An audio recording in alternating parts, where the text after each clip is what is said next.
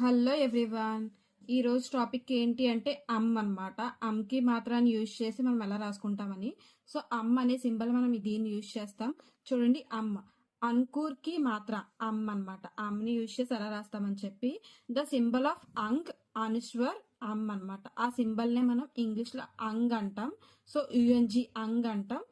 అనుష్వర్ అని చెప్పి కాల్ చేస్తాం. సో ఈ సింబల్ ని యూజ్ చేసి మనం వర్డ్స్ అనేవి రాసుకుంటాం. ఇందులో ఫస్ట్ వన్ వచ్చేసరికి ఏంటి అంటే రంగా. సో ఇది ఇది గా, ఇది ఏదైతే వస్తుందో మనం అంగ్ అంటాం కాబట్టి దీన్ని రంగా అంటాం.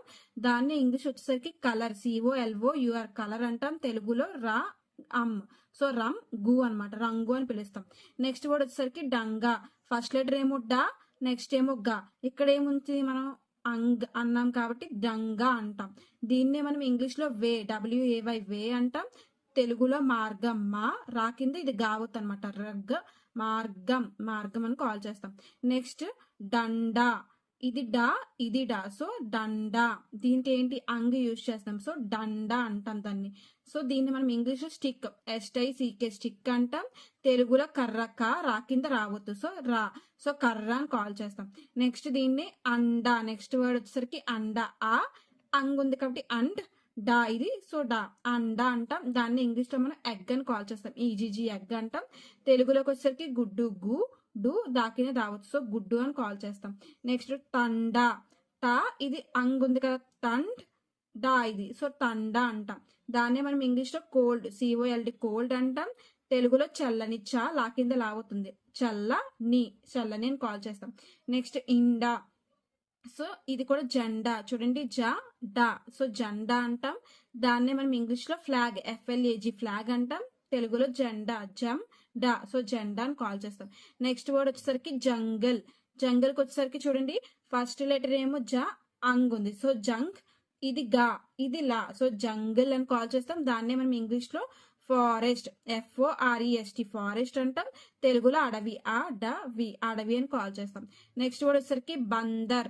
చూడండి ఇది అంగు. సో ఇది ఇది రా. సో బండర్ అని కాల్ చేస్తాం. దాన్నే మనం ఇంగ్లీష్ లో మంకీ, MONKEY మంకీ అంటాం. తెలుగులో కోతి అని కాల్ చేస్తాం. నెక్స్ట్ వర్డ్ వచ్చేసరికి పతంగ్. ఇది పతగా. ఇక్కడ ఏంటి అంగ్ యూజ్ చేస్తున్నాం కాబట్టి పతంగ్ అని కాల్ చేస్తాం. పతంగ్. దీన్నే మనం ఇంగ్లీష్ లో KIT కైట్ అంటాం. తెలుగులో గాలిపటం అని కాల్ చేస్తాం. నెక్స్ట్ వర్డ్ వచ్చేసరికి అంగూర్. సో అంగూర్ అంటాం. దాన్ని మనం ఇంగ్లీష్ లో గ్రేప్స్, GRAPS గ్రేప్స్ అంటాం. తెలుగులో ద్రాక్ష, కింద రావద్దు, కాకింద షావత్తు సో ద్రాక్ష అని కాల్ చేస్తాం. నెక్స్ట్ వర్డ్ వచ్చేసరికి పంకిత్. సో పంకిత్ అంటాం. దాన్నే మనం ఇంగ్లీష్ లో ROW అంటాం. తెలుగులో వరుస అంటాం. నెక్స్ట్ వన్ వచ్చేసరికి ఏంటి అంటే సంగతి. ఇది సంగతి అంటాం. దాన్ని ఇంగ్లీష్ లో మనం కంపెనీ, COMPANY కంపెనీ అంటాం.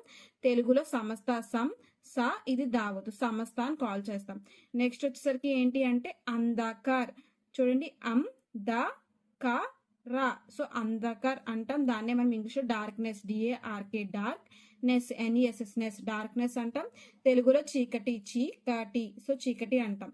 నెక్స్ట్ వచ్చేసరికి ఏంటి అంటే మందిర్, సో మందిర్ అంటాం. దాన్నే మనం ఇంగ్లీష్ లో టెంపుల్, TEMPLE టెంపుల్ అంటాం. తెలుగులో దేవాలయం,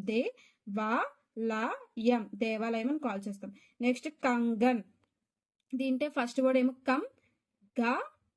సో కంగన్ అంటాం. దాన్ని మనం ఇంగ్లీష్ లో బ్యాంగిల్, BANGLE బ్యాంగిల్ అంటాం. తెలుగులో కంకణం, కంకణం అంటాం. నెక్స్ట్ వన్ వచ్చేసరికి తందూర్. కింద ఊవత్తు. సో సో తందూర్ అంటాం.